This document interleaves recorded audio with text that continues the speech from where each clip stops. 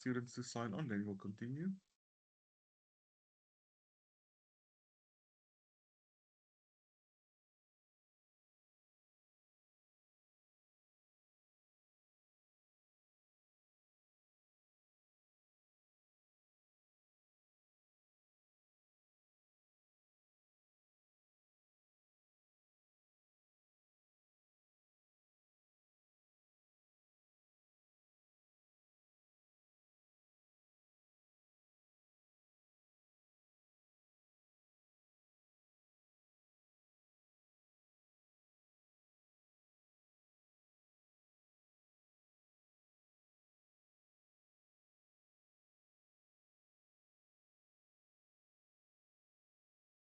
Right.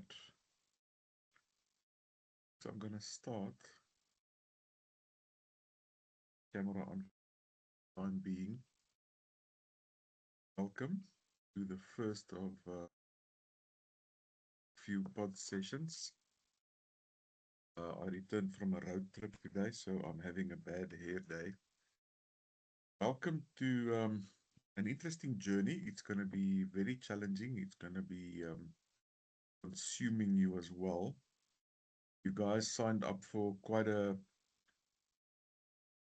commitment, so well done. Kudos to you on that. I think if you knew what you were in for, you would be reluctant to sign up for what you do.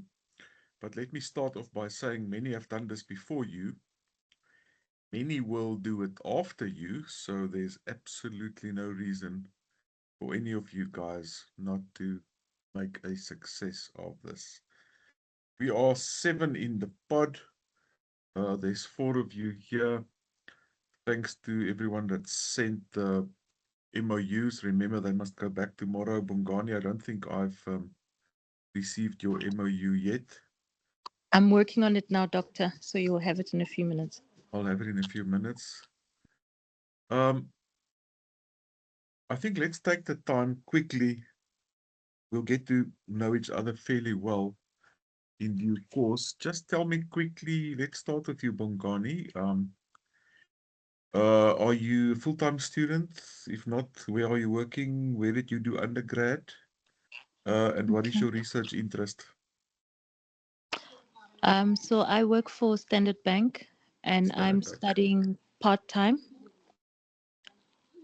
Got you. Yes.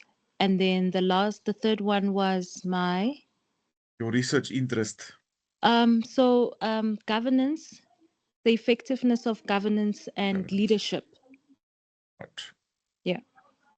Governance leadership, and you guys are all doing the PG dip in corporate governance, Corporate right? governance, yes. Got you. Thank you very much. Mamela, you're welcome to turn on your mic and share with us quickly.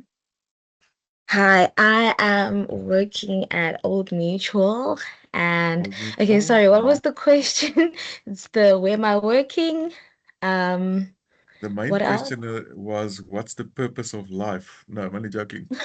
Are you full-time or you part-time? Right, obviously you're working. I'm And part-time, what's your and what's your then research interest?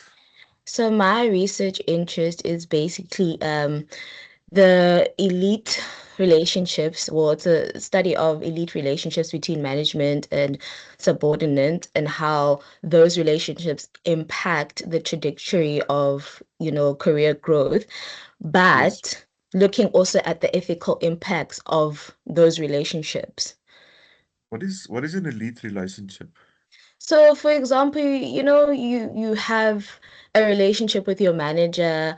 You have those secret, like there's people who have like different types of relationships with their manager where they have like their secret um ways of getting around things, where the manager will obviously enhance them or will promote them to get a specific role, but not really looking at the credentials of that person. Whereas for those that don't have that relationship, how does it impact them in regards to the ones that do? Special treatment. Yeah, Right. it's kind of like special treatment. Why do you want to take such a sensitive topic and step on toes and open cans of worms? Because currently it's what I'm experiencing personally, and not that I'm saying that I have special relationships with management, but I don't. But I have the credentials, but I'm not moving forward in my career. So I also see that with other people, within the workspace that I'm in, that they're not really moving forward. And when I ask them why aren't they moving forward, they'll be like, I don't know. I don't have the relationship some people have in this space. Okay, got you. Yeah. There is a chance that we won't give you ethical clearance on that topic, so just a heads up. Okay. But let's see Okay. how it plays out. Thank you very much, Loratu. Oh, thank you.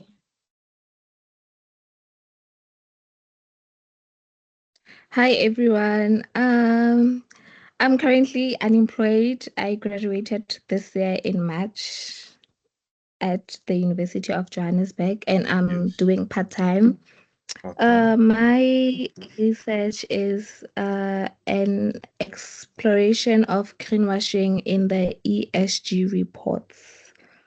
Greenwashing, ESG reports, specific industry that you want to look at?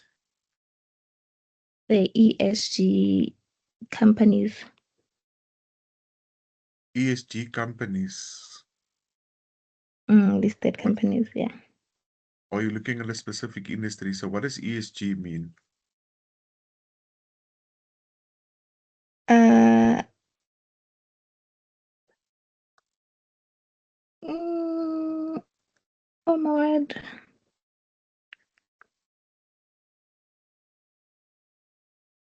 Sindiswa, welcome.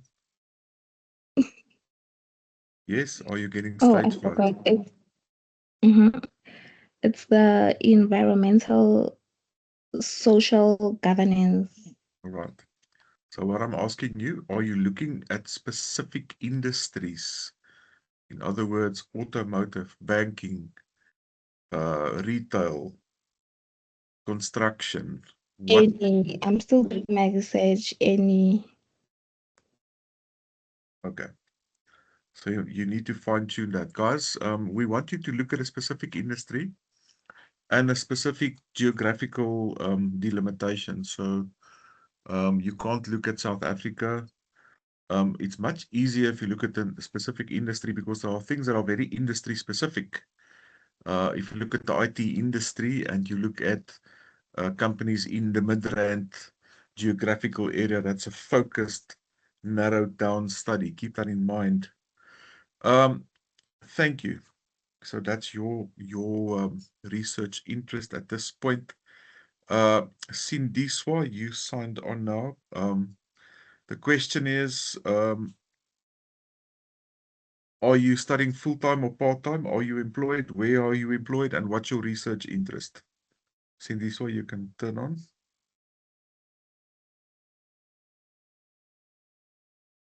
You can unmute and talk. Sindiswa, are you there?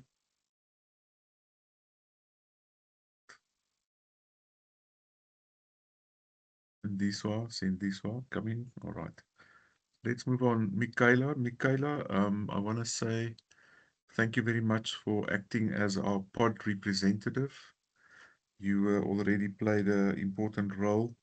So thanks for that from myself and from everyone else. Guys, I've asked Michaela to act as a representative for our little pod. So sometimes I'll be conveying stuff through her and she will convey stuff back to me and so on. But yeah, thank you very much.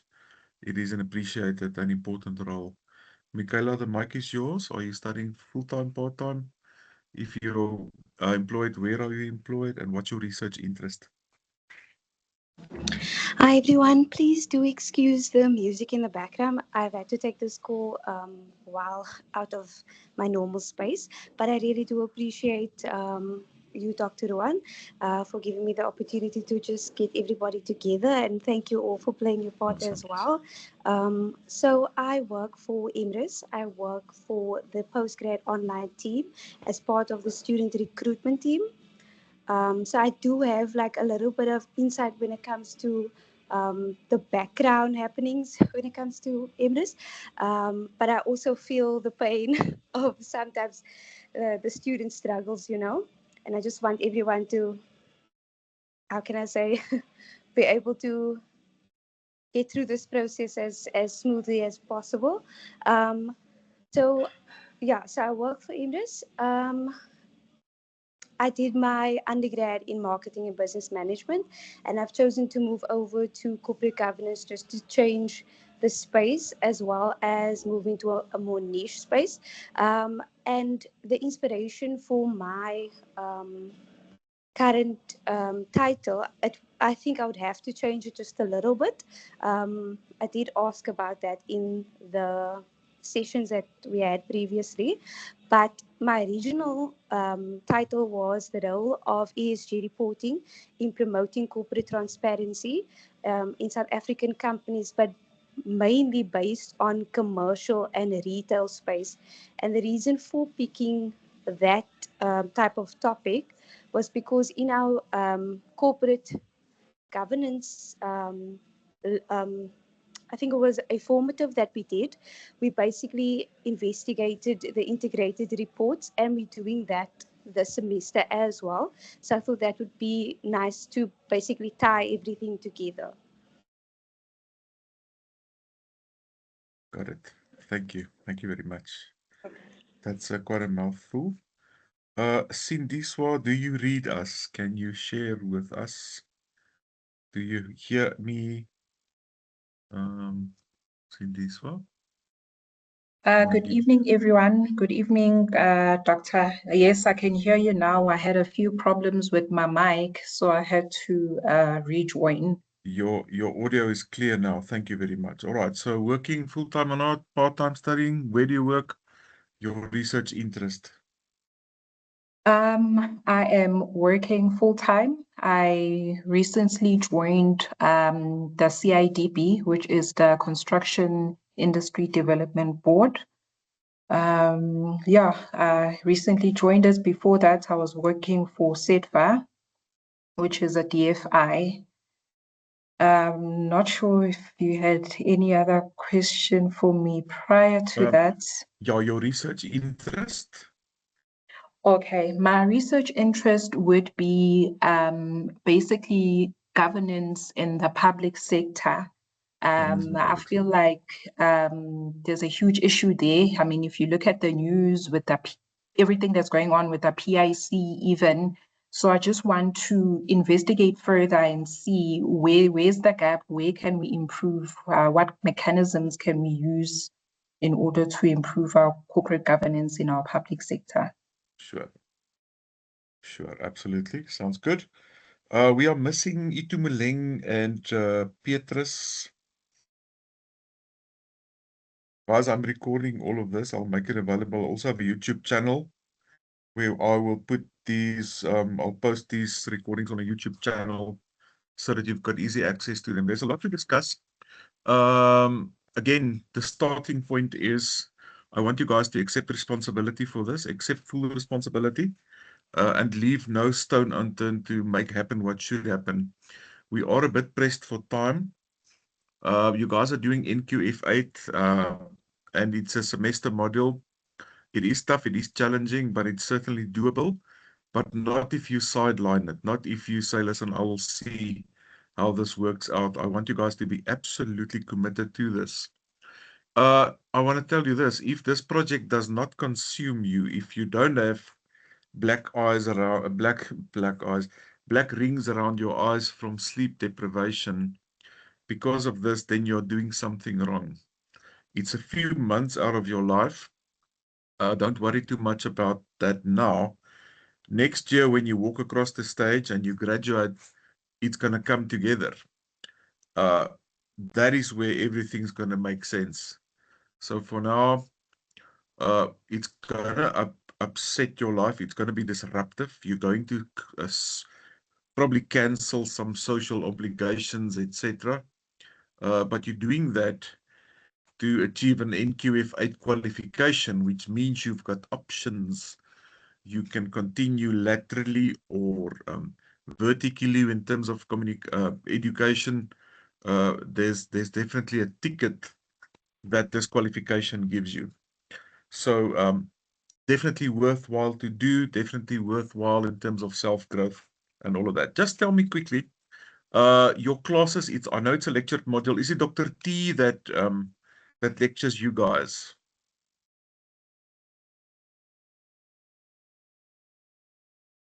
Yes, anyone? Is it Dr. Tinashe? Yes, All right, so lectured, and you've had 1 or 2 lectures, 1 or 2 sessions, right? that's correct. I think about 2. Yeah, 2. Okay. So Okay, and it's Dr. T. The topics that you are currently sitting with, where did these topics originate? Has anyone, was Dr. Henny or anyone involved in sort of formulating these topics, or was it your own work, or was there a workshop? Explain to me, Mamela, while you were speaking. You can continue. What was the process of getting to the topics / titles, as it were, that you guys are currently sitting on? So, we did have workshops during the holidays, just to give us an idea of what we needed or Yes. how to go about the concept or the ideas that we wanted. And then I did miss one session. I think that was Dr. Hini's session. Any Um, parcels? Yes. yeah, I think he also went into depth and he explained, where we should look at in terms of the concepts that we needed to. But then I did attend one, but it was for a different module. And yeah, and I realized that I'm in a different module, so I had to leave. Okay. So yeah. Okay, so the topics or the titles at this point hasn't been sort of pre-approved or anything along those lines. Yeah, no.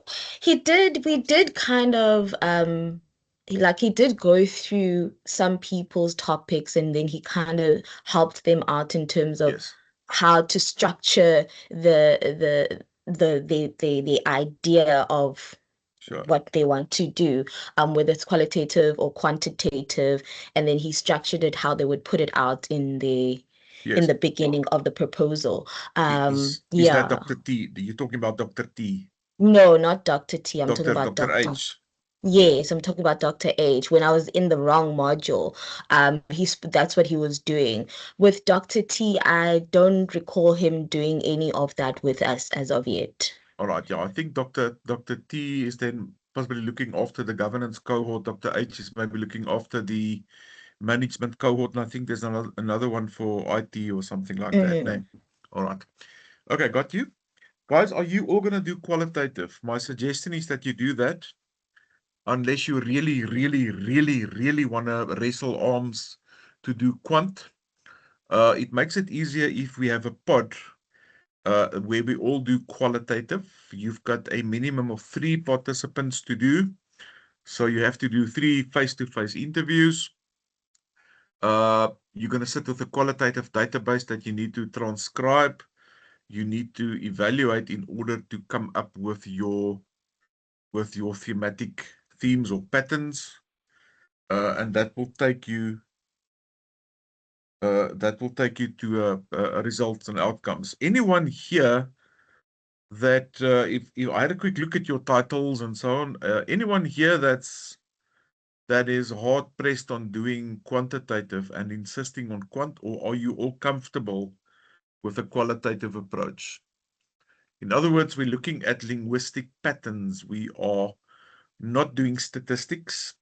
We are using language and framing the themes that give language to the database from the perspectives of our participants, so that we can get a handle or handles on the database. That is what my suggestion would be. Anyone has other thoughts on that? Or can we say, because we are doing pod supervision, remember, we're not doing individual supervision. It's not a hybrid model. It's not an individual model. It's a pod model. And in actual fact, they say there's 4 outcomes, so we only have like 4 sessions. We will try and work in a bit more.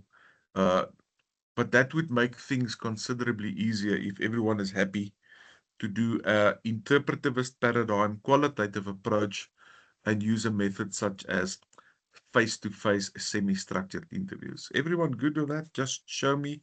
Tell me if you are not. Yes, guys, please use your Yes. Quantitative. qual, Qualitative, sorry. Qualitative. Qualitative. not quant, not numbers, not stats, qual. All right, so are we all good? I see thumbs ups from Sindiswa. All right, so that's what we say. Bongani also. Guys, have you had a look at the, and I'm saying, guys, you are all ladies. We've got Petrus, obviously, who is not, and then Itumeleng Violet. So it looks like we've got 6 ladies and 1 gentleman, 1 thorn among the roses in the spot. The 7 of you. I'm going to share my screen. And just, guys, it's very informal. Please raise a hand if you want to talk. You can also use the chat window. I'll keep an eye on that. It's at the beginning of the module. There's uncertainties. You're trying to get traction. There's a lot of things that pops around in your head. Stay calm. It will work out. Trust the process. But don't let it slip. Don't let it get away from you guys, because it can. So make that commitment. Get your timetable sorted out. Get your biorhythm sorted out. Some of you are night owls. You can work at 11 o'clock, 12 o'clock at night. Some of you are good at 4 o'clock in the morning. I'm like that. I mean, if you start at 4 and you work till 7, you've already worked 3 hours. You put in three productive hours, not distracted and so on. So there is a lot of work, and we don't really have time to make boo-boos. We have to get it right first time.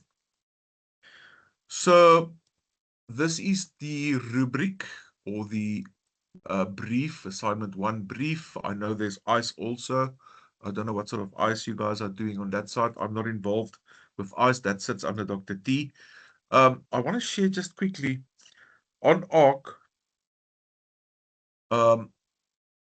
You guys are familiar with ARC at this point. Please take note of the interesting stuff that they've given us here, especially if you go down. On the left-hand side, I'm under the content tab. So that's the content tab right there. Please don't log me out. Under the assessment support tab, right here, there's some interesting things here. Please make use of the resources that you have to your disposal. Please also, folks, when it comes to academic writing, I'm going to be very strict. You guys are postgrads. For those of you who haven't studied postgrad, it's a complete different story from undergrad. Undergrad, we are almost testing your memory retention ability. And we're asking you stuff like, what's the 7 steps of this and what's the 3 steps of that, with minimal application. Yes, there's application, maybe 10 or 15%, but it's minimal. You have to learn and retain knowledge. In a postgrad environment, you are generating knowledge, guys. You are creating new knowledge. If we publish your research report in the academic library, if your marks are good enough, it's out there for the whole wide world to see. Everyone can see, the whole academic fraternity can read your work, your new knowledge. You're putting knowledge in place that we didn't have. You are filling a gap with your research to provide us understanding on something we didn't have. So it's a complete paradigm shift. It's a complete mindset shift from undergrad to postgrad. Some of you might have done postgrad qualifications and you know what it's about. Academic research, hardcore academic research, is very, very rigorous. It's difficult. It's not everyone's cup of tea. It rests on 2 skills. The one is research, finding your way in the academic library. And the other leg is academic writing. You can be good at research, but if you can't write, you're gonna battle. You can be brilliant with words and writing good, But if you can't do research, you're also going to battle. Guys, there's lots of support for you. You've got a lecture module. You've got people looking out for you.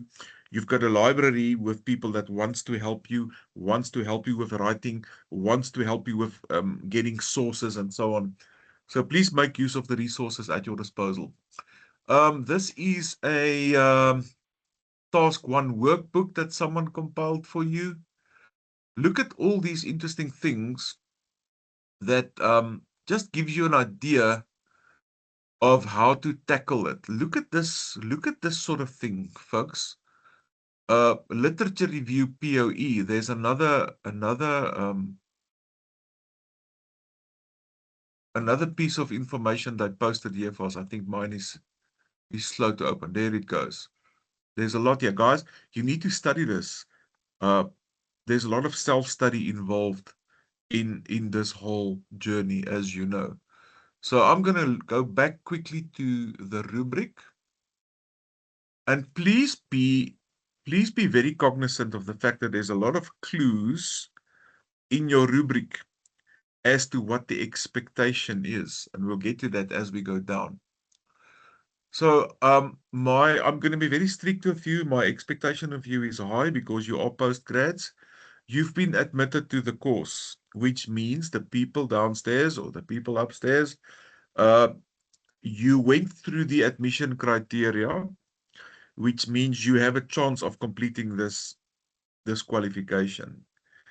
That's enough for me to say I'm going to treat you as an academic peer of some sense in the academic space. I'm not going to treat you like an undergrad student. My expectation is not that of an undergrad student. My expectation is that you act completely the part that is associated with a postgraduate academic scholar. That's what you are. You're not a student. You are an academic scholar. You are a scientist / researcher. And that's the way I want to see you thinking about yourself and acting in accordance with the identity of a scientific researcher. Don't you like that? I think it's quite something. All right. So we're sitting with this, which is due, believe it or not, on the 3rd, which is Monday. So busy weekend.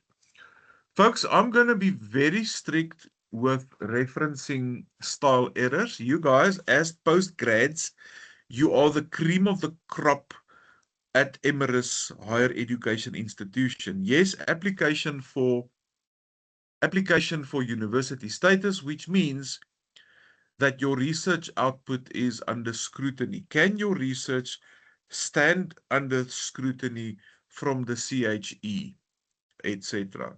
In the application that we have toward reaching full university status. I'm not going to tolerate sloppy work. I'm not going to tolerate poor work. I'm not going to tolerate referencing errors, which in some degree, referencing is the holy grail of research.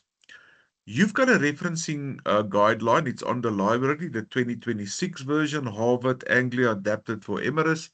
Guys, that's what you will use to the letter.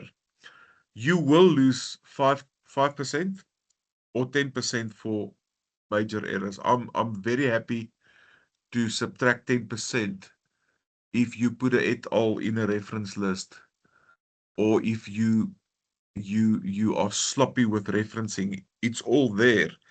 You've got no excuse not to have your referencing aligning with exactly what we see in the referencing guide.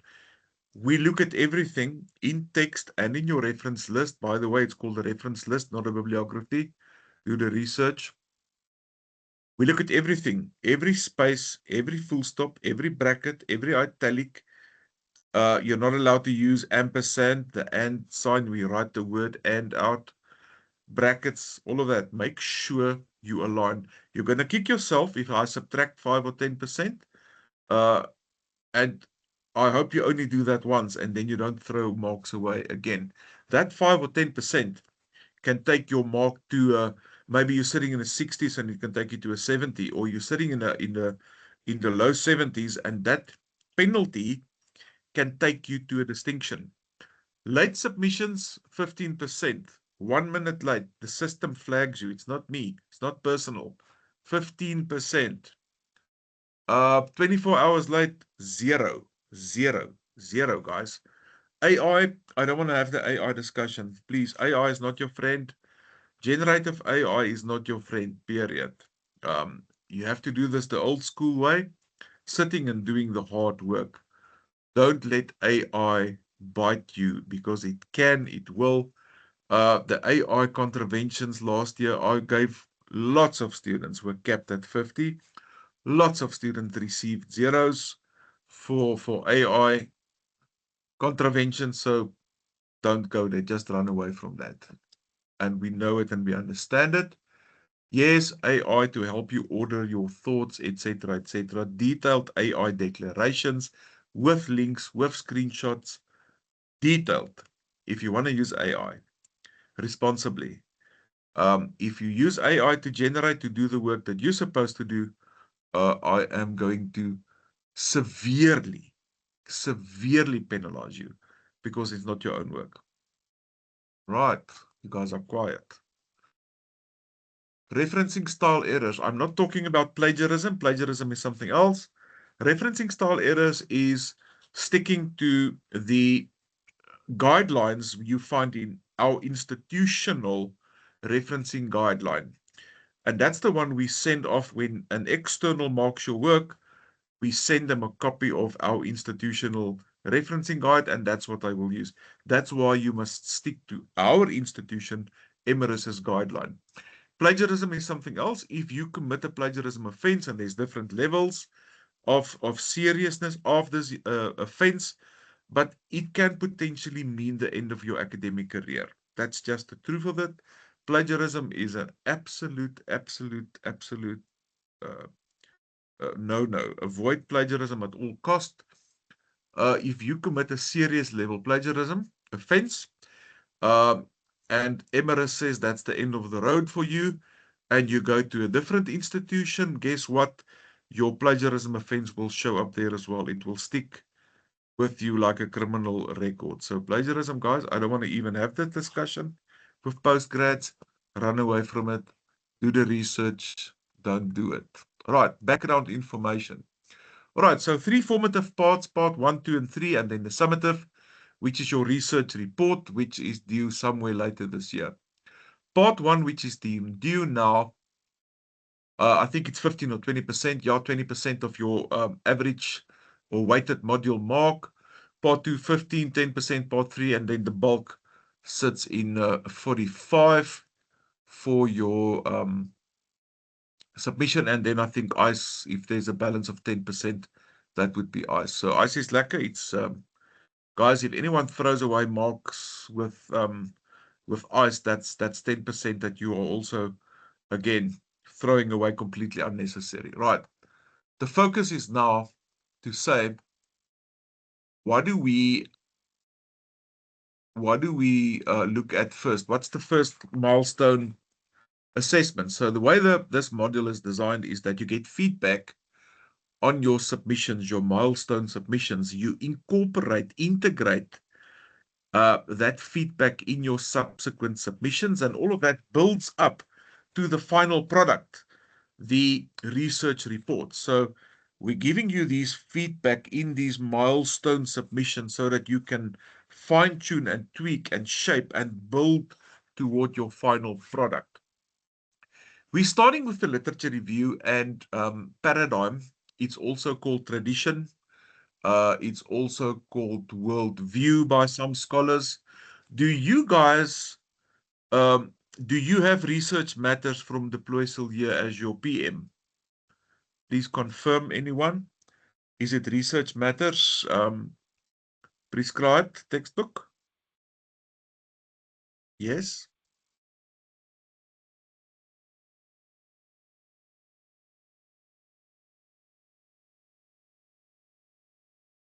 Michaela, do you know what is your prescribed material?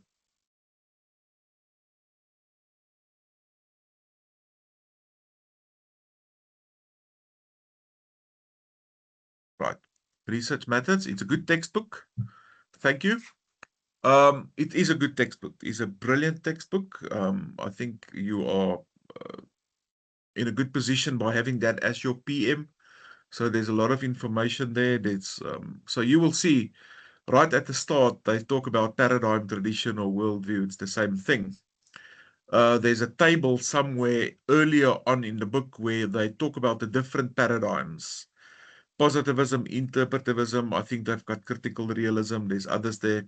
If we say we're going to do interpretivism, that is associated with qualitative approach, that is associated with a method such as semi-structured face-to-face interviews, one-on-one interviews, or focus groups. In this case, I would suggest you guys do your interviews, and you have to do 3 interviews for your qualitative research.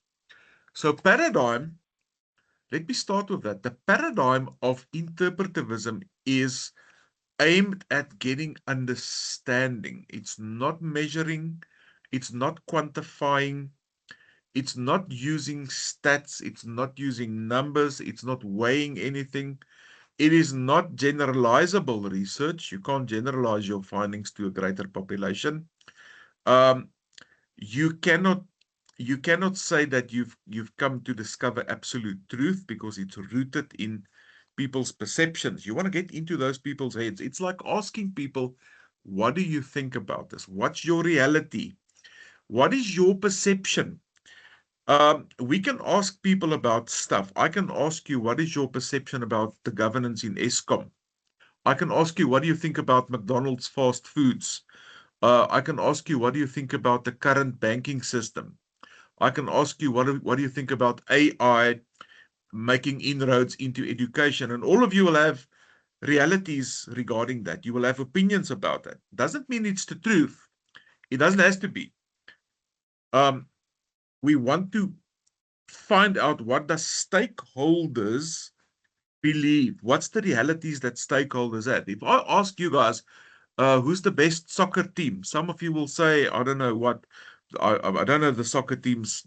I know the English ones is Liverpool and this or that, but locally, there's maybe a Kaizer Chiefs, and there's a Orlando Pirates, and there's a Celtics.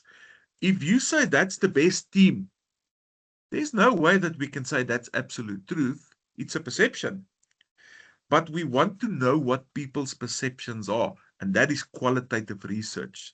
We don't have the complicated statistical and mathematical models to validate those outcomes as absolute truth. For that, we need big sample sizes, and we need statistics to validate those as absolute truth.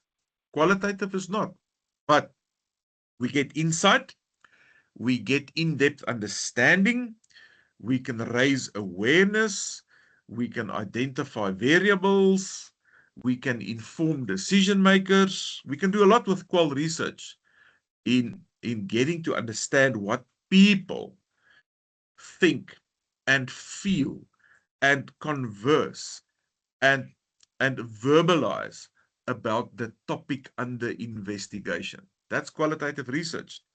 And we do that by listening what people say, by making certain conclusions from those linguistic frames that people use to frame their thoughts, and then we compile those themes or patterns that give language to this phenomenon.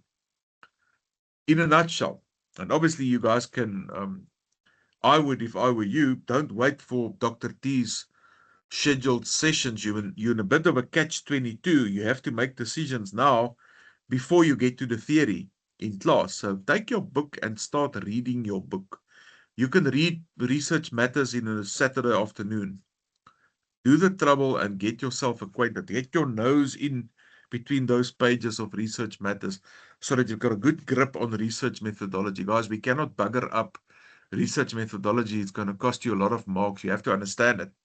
I want to see this from you. 3 things. If you want to pass this model, you must show me, you must demonstrate 3 things to me. You can plan a research project. Yes, you can plan it. You can execute it. Yes, you can do the actual research. and you can record it. In other words, you can write it up in a report.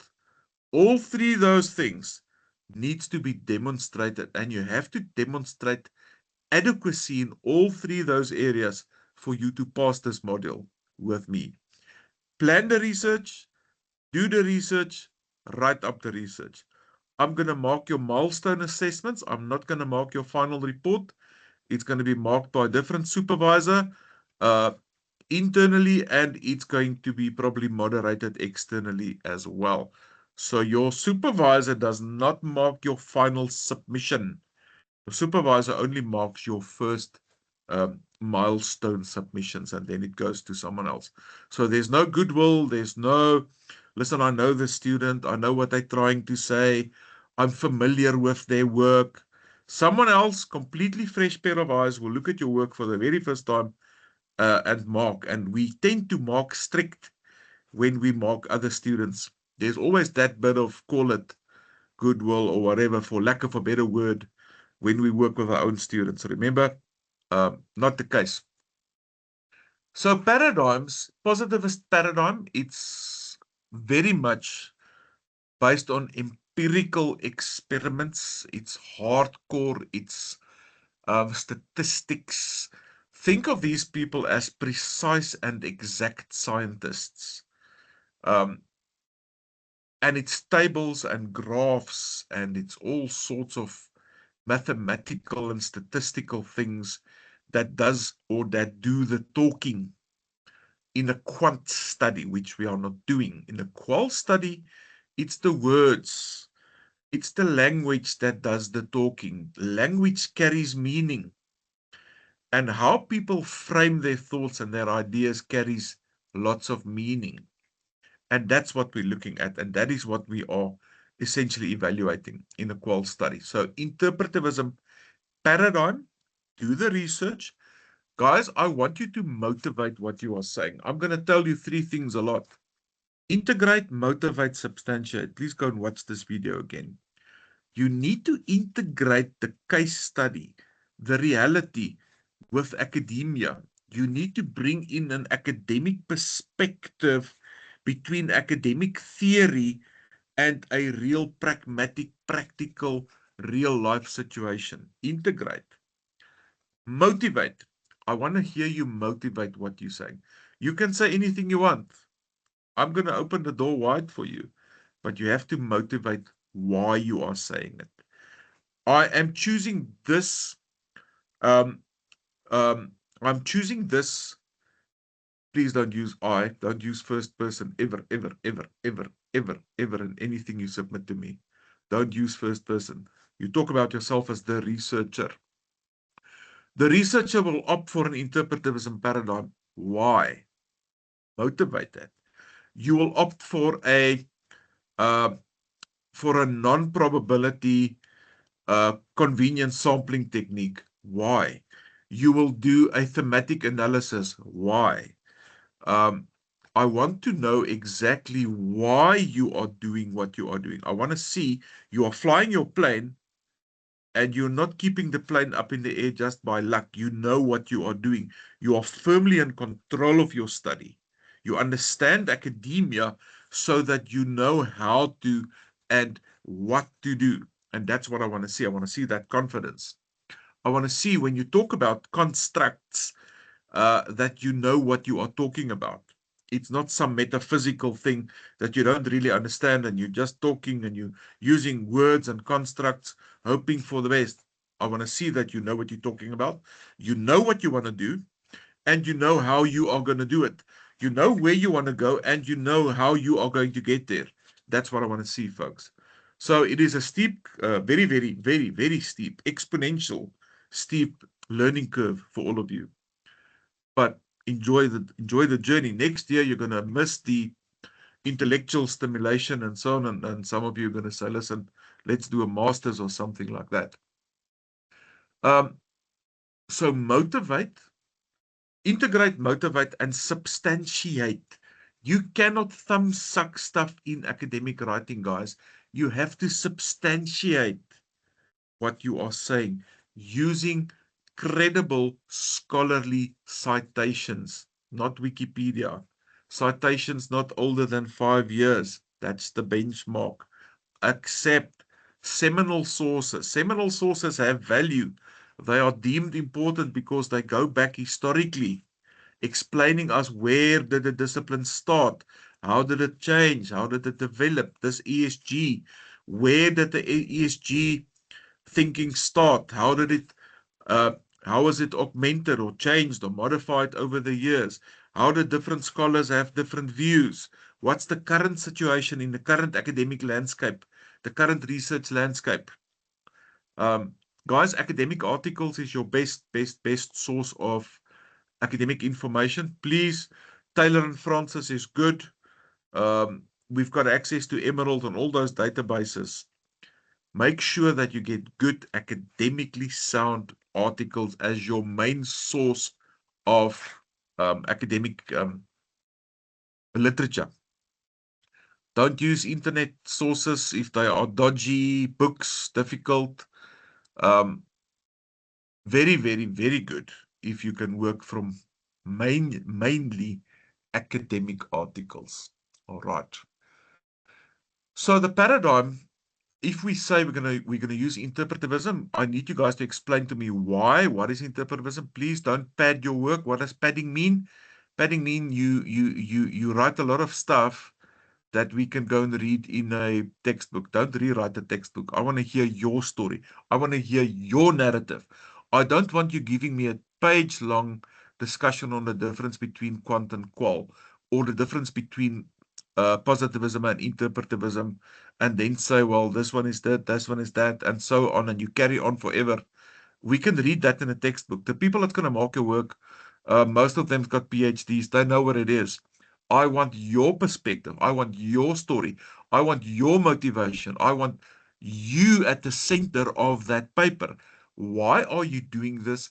What are you using? How are you using it? Can you motivate it? Can you defend your selections? Can you motivate your selections? And that's the vibe, that's the tone I want to pick up there. Academic writing is not literary writing. I'll take you guys through a session and some pointers on academic writing and how you tackle it, because it's far from literary writing. It's got an academic tone. It's very formal. It's cold. It's clinical. There's no metaphors or figurative writing in that. It's a kind of writing that you have to master. Again, steep learning curve. You've done some work already for the first semester, so all of you have had lots of exposure to academic writing and mastering that curve. Interpretivism paradigm, I want a detailed motivation of why and how you're going to use it. Right. Then the literature review. Let me get to the theory first. Guys, you only need, listen to me, one theory. One theory is enough. I don't want you using 3 or 5 or 6 theories. You can do a PhD thesis with one theory. What I want from the theory, listen up. I want you guys to look for a theory that is associated with your study, that is aligned with your study as a lens that can give perspective into your study. Let me give an example to make it real easy. We all know Maslow's theory of hierarchy, right? Maslow. Please don't use Maslow. But Maslow's theory of hierarchy says people have different levels or hierarchies in their lives, and they have to look at basic needs before there's even an interest in the higher level needs. Simple as that. So if someone doesn't have food, it's not really going to help to try and teach them computer skills. They're starving. That's what Maslow essentially means. So now I'm doing a study, example, argument's sake. I want to do a feasibility of erecting computer lab pods, internet cafes in rural areas so that people have internet access in rural areas. Now I say Maslow's theory is very well aligned with this study, because Maslow says, by the way, a theory, 99% of the time has someone's name in it. Maslow's theory, Hertzberg's theory, and so you can go on. I don't want a model. I don't want an academic model. I want a theory, a distinct theory that is most probably named after someone. Not always, but most of the time. Why is Maslow's theory aligned with the study of mind, of looking at internet cafe pods in rural areas? Because Maslow says, when I put those internet pods up in rural areas, but people don't have water, sanitation, health services, they don't have food and shelter, then my internet pods would probably not succeed. So it's a theory that can be regarded as truth that helps me like a lens, like this glasses of mine, to look at the topic under investigation or the research phenomenon or the research topic. That theory is aligned. The theory can provide some insight. You guys are in social sciences. You are not in exact sciences. Exact sciences is mathematics and science and people studying engineering stuff and mathematics and rockets and all sorts of things. You guys are in social sciences. Did you know that? You are in humanities. So most of the theories that you will use will be about human behavior. Look for behavioral theories. How do people behave? Guys, dig around and look for a theory that is aligned with your topic. Then you need to tell me about that theory. Where did the theory originate? Who came up with the theory? How was it used? How is the theory used and applied in the present day? And how is the theory aligned with your study? And what assumptions does this theory allow you to make? I'm not saying assumptions in the negative sense where we make assumptions in research or academic writing. Please don't ever make assumptions. We must always stick to evidence-based reasoning. But what starting point does your theory allow you to make? Go and dig around. You're going to find interesting theories. They are sometimes beneath the surface. You have to go and dig around a bit. Then essentially, there's a third component to your part 1 submission, and that is the literature review. And looking at the rubric, 100 marks in total, introduction and context. Guys, when I say look at what is written here, this gives you a fantastic idea of what the marker is looking at. Guys, we mark according to rubrics. We don't mark according to what you tell us, what you know, what you think you know. You cannot tell me afterwards, sir, there's a lot more that I wanted to write. Can I meet you in a coffee shop? And then we can talk. We can't.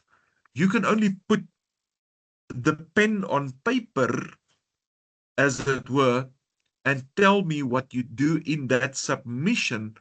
And that's the only way to convey. That's the only way for you to get marks. Give me something to work with. Give me something that I can pull marks out so that I can reward you and award marks. Look at the tips they're giving you here in these ranges. Look at the detail and the very handy and helpful information in this rubric. Right, theoretical framework. One theory is enough. Look at that, like I explained now. Reporting on the literature counts a lot of marks. Again, look at what we have here. Now, guys, you need to talk about the seminal sources. Talk about how did things start out. What was the initial position? We talk about KPIs, key performance appraisals. That's something that's been around maybe for 30 or 40 years. I don't know. But that started at some point. So go back. Tell me how the discipline developed and so on. What I don't want, and that's the takeaway this evening, I don't want a shopping list style of writing literature review. What's a shopping list? We all know, it's a list with little bullets on. So now you write, Mackenzie says this. Watson says this. Arthur says this. Jones says this. So what? So what? You're telling me all these little nuggets of information, but you're not telling me a story. And a story is what I want. I want a narrative that's coherent, that's logical, that paints a picture, that sort of works toward an argument of creating a research gap, a literature review gap. You are telling me something like, listen how different this sounds. Mackenzie argues A, B, and C, right? Jones agrees with this, but also pointed out this, this, and this. Van der Berg completely introduced a new model and pointed out that the Mackenzie model was inadequate because of A, B, and C. And then this model was introduced. Can you see I'm telling a story? I'm saying this happened. Some other scholars did this study proved that. This is how it changed. That is how you write a literature review. You tell a story. You're constructing something. You're not just telling this one said that, this one says this one says this one says that, without linking those with the golden thread and building an argument that's coherent and that's logically consistent. It's difficult to write the literature review, and that's going to keep you busy probably for most of the time on this submission. You're going to sit on your butts for days and nights writing this literature review and in your final report. It's difficult. You have to work with references. You have to keep track of those references. Don't use old references except when there's seminal value, and then you explain why there is seminal value. Don't give me a reference from 2016 that says this and this is happening. And I'm going to tell you, listen, that reference is 10 years old. It's not contemporary. It's not current. It's not relevant. The landscape changes too fast. The world we know changes too fast. Look how things changed since COVID. Look how the world has changed in the last 6 months because of AI. Don't give me old sources and tell me they are relevant because they are not. Be careful. It can bite you, and it's going to bite you with marks. There's, in fact, a rubric element here for the quality of sources. Look at that. There's 10 marks for the quality of sources. Guys, if you don't use good sources, I'm going to mark you here towards the lower end of that, because the sources you are using are not academically sound. They are dodgy. They are old. They are questionable. It's going to raise an eyebrow over your ability as a researcher, as a scientist. You are a scientist, right? Academic tone, your use of academic language. The construction of arguments, the quality of arguments you formulate. Academic writing is nothing else than putting one idea followed by the next idea. You are compiling arguments, and I'm interested in the quality of arguments that you are formulating. All right. Qualitative titles will typically read something like this. Please listen up. An investigation, exploration, evaluation, exposition of something. What are we investigating? We are investigating greenwashing. What industry? We are investigating greenwashing in the hospitality industry, and then the geographical part as well. Where? In Pretoria East. This study is about, I want to see how hospitality industries like guest houses do this whole greenwashing, or maybe utilizing of green practices. Maybe the hospitality guest house people say we are recycling and we've got solar and we do this, that, and the other to make us a more attractive destination, and we want to investigate how they utilize that. Listen to this title: an exploration of the utilization of green practices in hospitality facilities in Pretoria East. Give me a thumbs up if you understand what that research is about. Please, is it clear what that study is about? It's very simple. Guys, are you there? Is it very clear, very to the point, very direct? That's your title. That's a good way to construct a title for a qualitative study. Be careful of using quantitative language. Don't say the impact of this on that. You are talking about a bivariable situation, which we cannot do with qualitative research. We cannot. When we're talking about the impact of variable A on variable B, we are talking about something like correlation or regression analysis, inferential statistics, as you see in your textbook, which we cannot do with qualitative data. Remember, it's people's perceptions. We're not measuring. We cannot compile a correlation coefficient. We cannot prove correlation and we cannot prove causality with qualitative data. So keep it very simple. Investigate one level of, look at one single level of research. Don't say you want to look at the impact of leadership on employee management.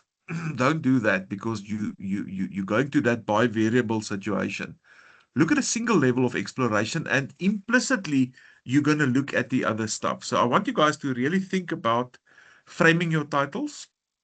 I want you guys to dig around for your theories. And if you want, then we can touch base and we can do another quick meeting over the weekend. My Saturday morning is free. If we can start early, like 8 o'clock. I've got Sunday evening meetings. Otherwise, it's going to be Sunday evening as well. But that's close to Monday for submission. I want all of you to give me that final sort of topic. You don't have to have your title final, but thinking along the things that I just explained to you now on how a qualitative title is typically put together. I want you to go and look for your theory that is aligned with your topic. I want you to understand and convince yourself about the paradigm, interpretivism paradigm. I always say paradigm, approach, method, paradigm, approach, method, paradigm, approach, method. Interpretivism paradigm, qualitative approach, method, semi-structured interviews, data collection is that, transcriptions, manual transcriptions, by the way, and then your identifying themes and patterns. Guys, I know this is a mouthful. You have to go and look at this recording again.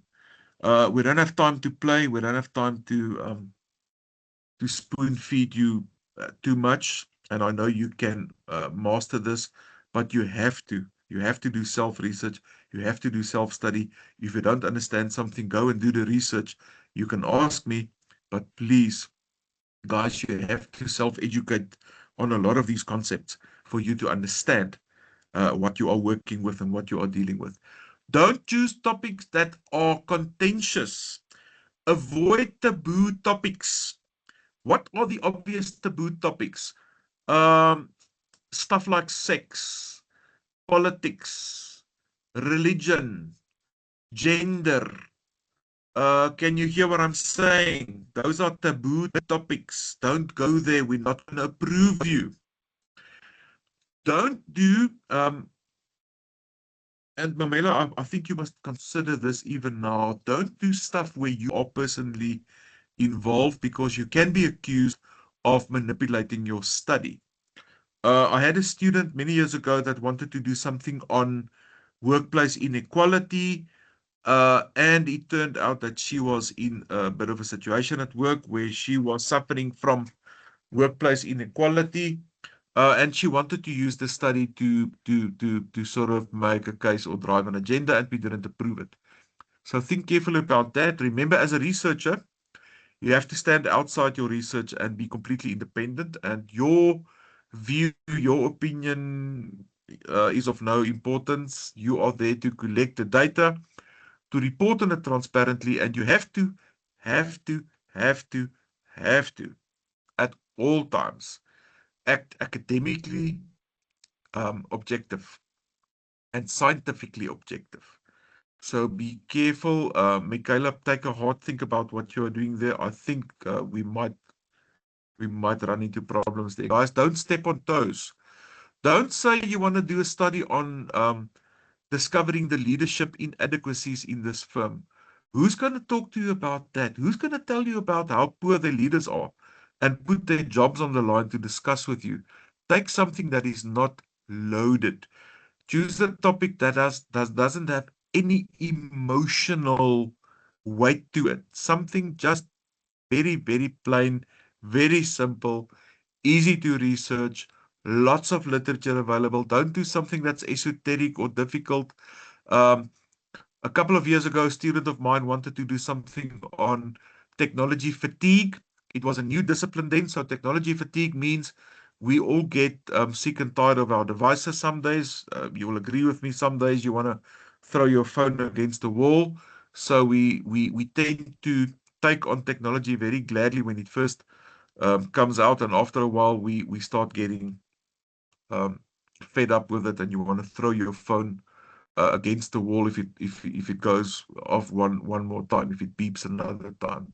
The student had an interesting study, but there were very little literature on it, so the student battled tremendously to do a study because it was a new field, even though it was interesting, relevant, important, and guys, we don't have that luxury in 6 or 3 or 4 months to do those type of difficult studies. I want to tell you something. Look at me, important. I want you to be selfish in looking after yourself and making it as easy as possible for yourself to submit a passing dissertation. Not a dissertation, a report. To submit a passing research report. Make it selfishly as easy as possible for you to submit. I'm not saying compromise quality.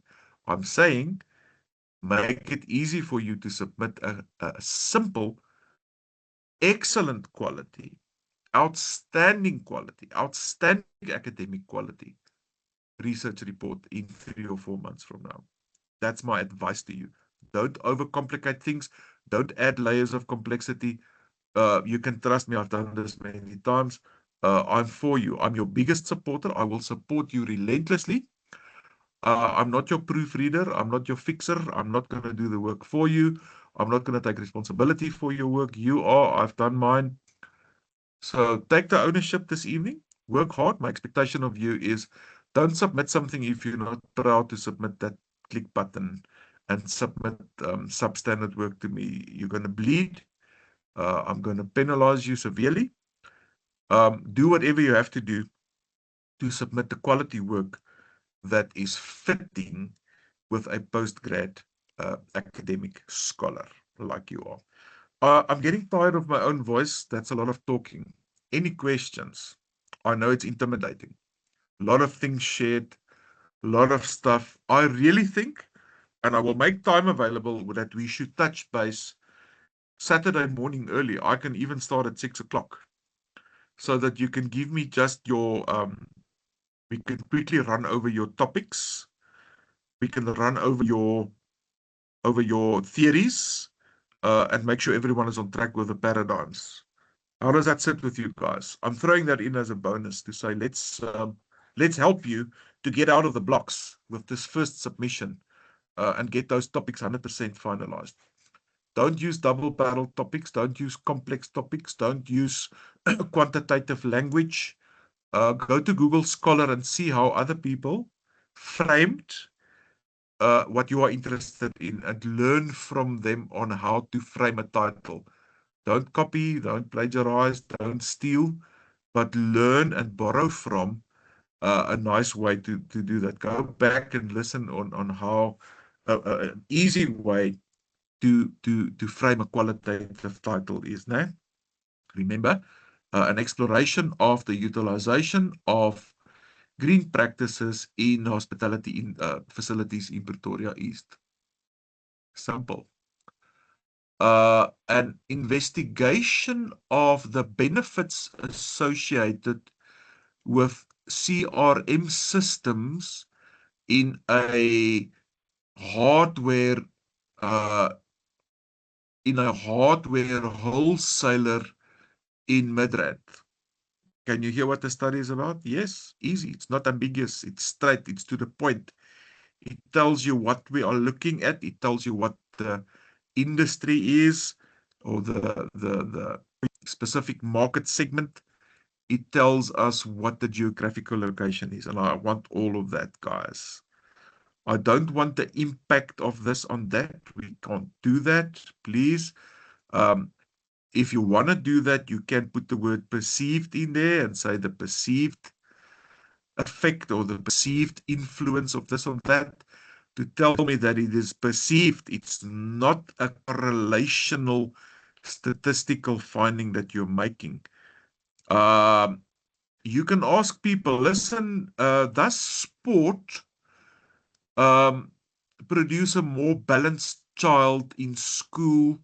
And does it promote academic performance? We don't know. We all have opinions. If I ask the 5 of you now, if extracurricular activities like sport improves academic performance, all of you will have an opinion. All of you will tell me, yes, it does. No, it doesn't. You're not sure. When you did sports, it helped you with academics. Someone else will say, I never did sport and my marks were always good. We don't know. In a qual study, we don't know. We can't ask people. If we want to find out, we have a big sample of hundreds of people, hundreds of students, ones that do sport and ones that don't.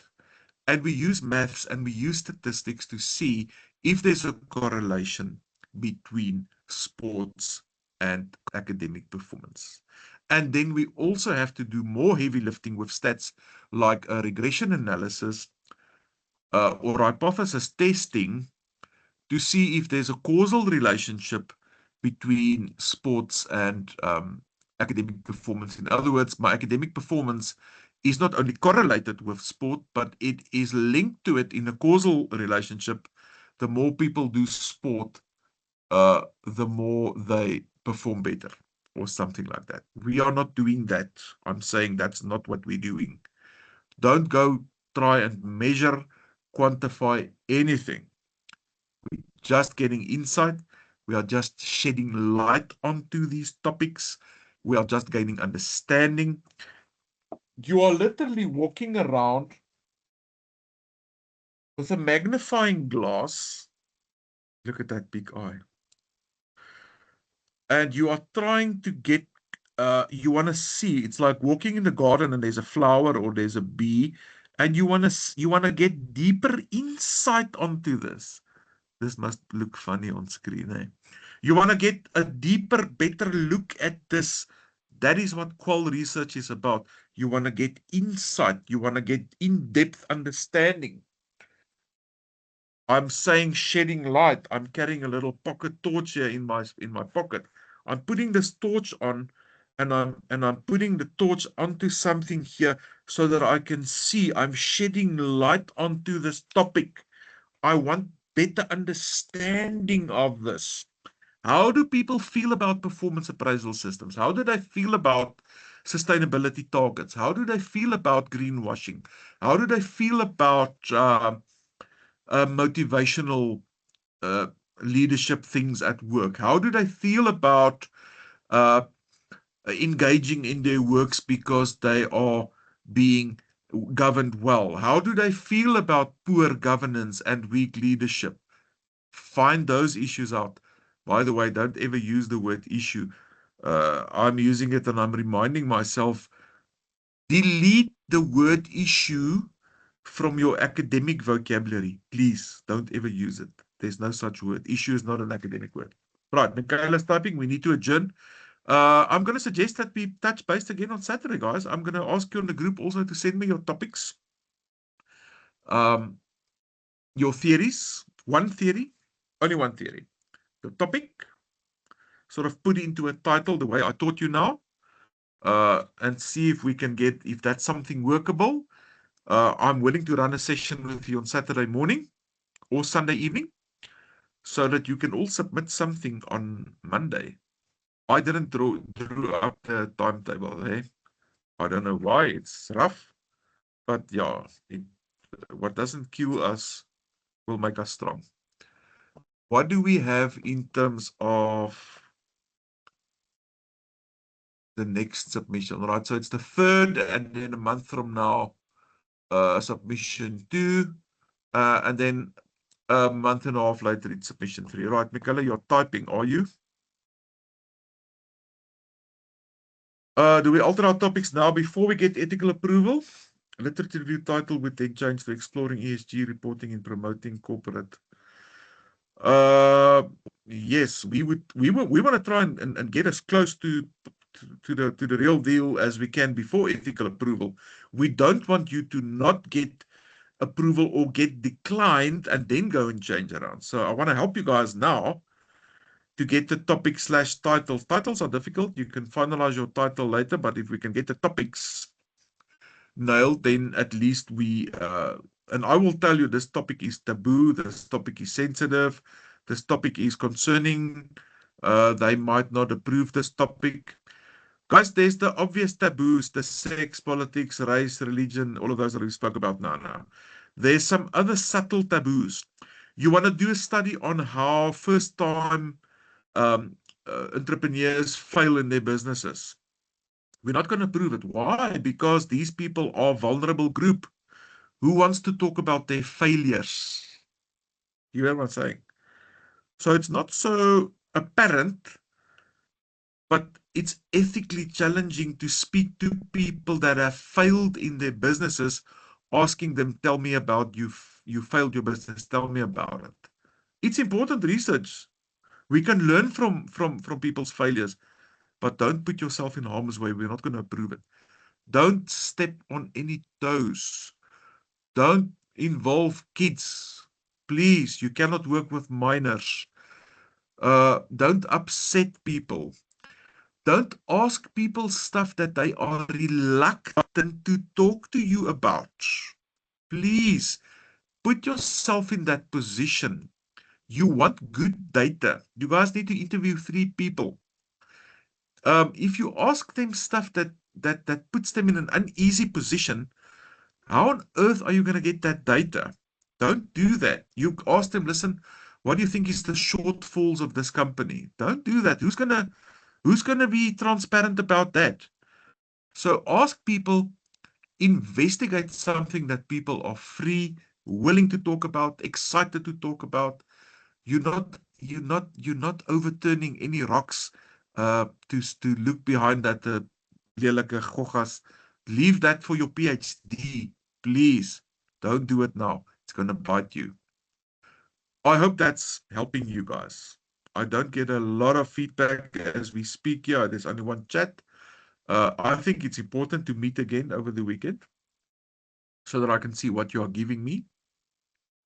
Obviously, if you're far off track in your first submission, then I am going to tell you that. I need to know what your topic is. Bring in that literature, do the review, work in the academic databases, get good articles, look at referencing style. Guys, I'm going to go you with those penalties. I don't want to do it. I hate it. I absolutely hate it to penalize you, but I am in your own benefit. You guys are the gatekeepers at Emirates as postgrads. And let's get this ball rolling. It feels completely upside down. And let me tell you this about research. It's a monster. It's an animal that will take you through emotional roller coasting. Today you feel you know what you're doing. Tomorrow you don't have a clue. Today you feel lekker, happy. I'm so excited. Tomorrow you are depressed. I've never seen a research project come to fruition, listen up, without blood, sweat, and lots of tears. That's par for the course. You've signed up for it. Don't worry. Like I say, when you graduate, then you'll thank yourself later. Stay faithful to the process. Treat it as a mechanical commitment where you will keep on putting one foot in front of the other so that you make it. And that's how you will get to it. Every word you type, every letter you type takes you one word or one letter closer to the end. Guys, is that enough for this evening? I had a slight idea of what your topics were. Send those to me again, please, on WhatsApp. You can send it in the group. We can learn from each other. Tell me what your title and your topic and your provisional title is. Please go and listen to this recording again. Guys, we don't have time to go over stuff over and over and over and over and over again. If I ask you to complete a form and fill in my details and you leave my details blank, it makes me tired. Don't worry, I will fill it in. Please do that. Please do exactly what I direct you to do, because I'm not doing it for myself. I'm doing it because, as I'm saying, I'm your biggest supporter. I want to see you succeed. Please follow my directives. I'm not doing it to be funny. Please, we are pressed for time. Do what you have to do. Do your research. Do some reading. Get yourself educated so that you understand what we are busy with. It's a lot of overwhelming stuff. But it is always like that. It's always bumpy and it's always difficult and it's always starting off with a bit of uncertainties and so on. It's completely normal. Don't worry about it. If you remain, that's my last idea for this evening, faithful to the process, you will succeed. If you get off the bus for some reason, you will fail. Simple as that. Happy? Can we adjourn? Any comments, questions, observations from the floor? Please use this time with me. You have me in a meeting now. Ask me something if you want to. Say something if you need to. Everyone on track. Do you know what? Do you have your work cut out for you for the next day or two and then for Monday the 3rd? Yes?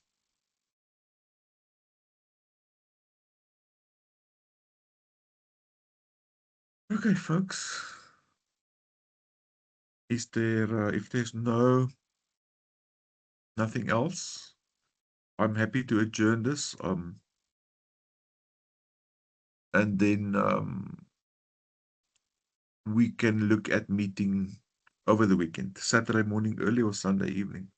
All right, guys, that's me signing out. I am proud of you for undertaking this. Yes, it's massive, massive. Few people do obtain post-grad qualifications in this country. So you're setting yourself apart. You are distincting yourself. So well done. And like I say, it's worthwhile. Don't stress. Just do what you have to do. All right. That's me, guys. No questions, then we're happy to continue. Bongi's applauding. All right. Take care, guys. We'll be in touch. I'll put this on a YouTube channel tomorrow or so and send you the link to my YouTube channel so that you can watch this on YouTube. Righty, take care. Bye. Cheers. Thank you, Doctor. You're welcome.